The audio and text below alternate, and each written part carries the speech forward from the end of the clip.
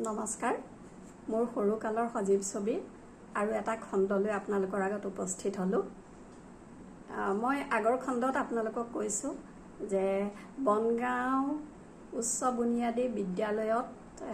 মই প্ৰথম মোৰ শিক্ষা আৰম্ভ কৰিছিলো ক শ্ৰেণীৰ পৰা আৰু সেই বনগাঁও উচ্চ বুনিয়াদী বিদ্যালয়তে ইংৰাজীত এমভি স্কুল বুলি কৈছিলে সেইখন স্কুলতে মই তৃতীয় শ্ৰেণীত বৃত্তি পাবলৈ সক্ষম হৈছিলোঁ আৰু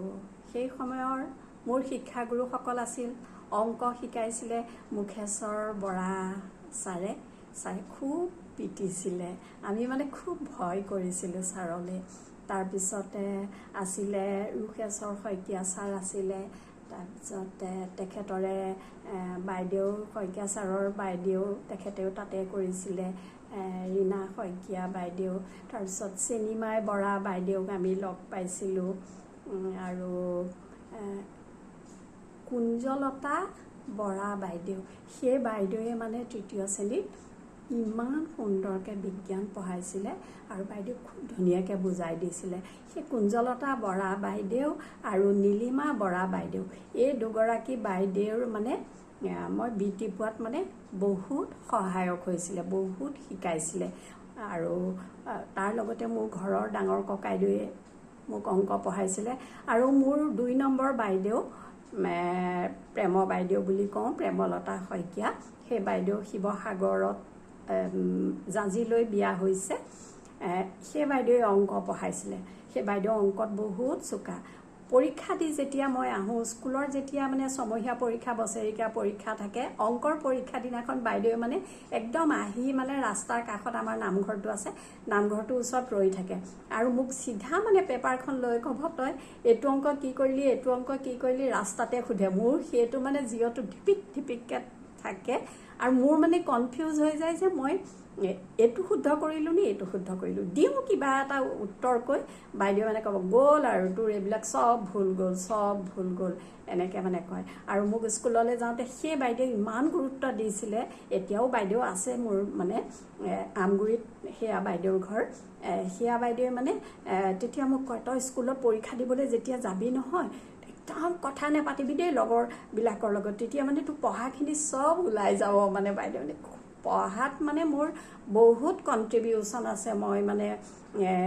পঢ়াৰ ক্ষেত্ৰত যে আগবাঢ়ি গৈছোঁ সেই বাইদেউৰ ওপৰত আৰু একেবাৰে ডাঙৰ বাইদেউ আছিলে সেই বাইদেউ কিন্তু ইংৰাজীত চোকা আছিলে সেই বাইদেৱে অংক নোৱাৰিছিলে অংকত কিন্তু মানে আমগুৰি বাইদেউ আৰু আমি এতিয়া আমগুৰিত তেখেতে ঘৰ বনালে আমগুৰি বাইদেউ বুলি কওঁ আমগুৰি বাইদেউ অংকত মানে বহুত চোকা আছিলে আৰু মোৰ ওপৰৰ বাইদেউ তেওঁ আৰু একদম নিজৰ পঢ়াত মানে সেই বাইদেউ খুব চোকা আছিলে মানে ঘৰৰ সকলোৱে মানে সেয়া বাইদেউক মেডিকেলত পঢ়াম বুলি মানে ভাবিছিলে আৰু বাইদেৱে আচলতে সেইটো সময়ত অকল মাৰ্কছৰ ওপৰত তেতিয়া মানে কোনো এণ্ট্ৰেঞ্চ নাছিলে মেডিকেলত পাবৰ কাৰণে মাৰ্কছৰ ওপৰত পায় আৰু বাইদেউ 2 নম্বৰৰ কাৰণে মেডিকেলত ছিট নাপালে আৰু মানে ৱেইটিং লিষ্টৰ 1 নম্বৰতে বাইদেউৰ নামটো আছিলে কিন্তু কপাল যে বেয়া বাইদেউ তাত নাপালে তাৰপিছত বাইদেউ এগ্ৰিকালচাৰ ইউনিভাৰ্চিটিত ছিট পাইছিলে কিন্তু তাত যেতিয়া এডমিশ্যন ল'বলৈ গৈছিলে তেতিয়া হেনো বাইদেউক খুব ৰেগিং কৰিছিলে বাইদেৱে ভয়তে মানে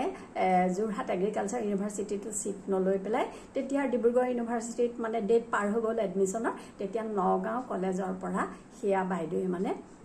PCM লৈ ফিজিক্স কেমেষ্ট্ৰি মেথমেটিক্স লৈ পেলাই BSc পাছ কৰিলে সেই মোৰ ওপৰৰ বাইদেউ সেয়া তাৰপিছতে মইতো তেনেকৈ তৃতীয় শ্ৰেণীত বৃত্তি পালোঁ বৃত্তি পাই পেলাই 6তো বৃত্তিলৈ পঠাইছিলে কিন্তু তাৰ আগতেই মায়ে আমাক এৰি থৈ গুচি গ'ল তেতিয়া আমাৰ মানে এনেকুৱা এটা ঘৰখনৰ পৰিৱেশ হৈ গৈছিলে আমি মানে কোনেও মানে এটা শব্দও মানে উচ্চাৰণ নকৰিছিলোঁ ইমান দুখ লাগিছিলে ৰেডিঅ'টো আমি 3 বছৰমান একেবাৰেই শুনা নাছিলোঁ তাৰপিছত খোৱা বোৱাৰ ক্ষেত্ৰত বিহু আমাৰ 3-4 বছৰ মানে বিহুত পিঠাত কোনো দিনেই আমাৰ মানে 4 বছৰমান বনোৱা হোৱা নাছিলে চবেই মানে আৰু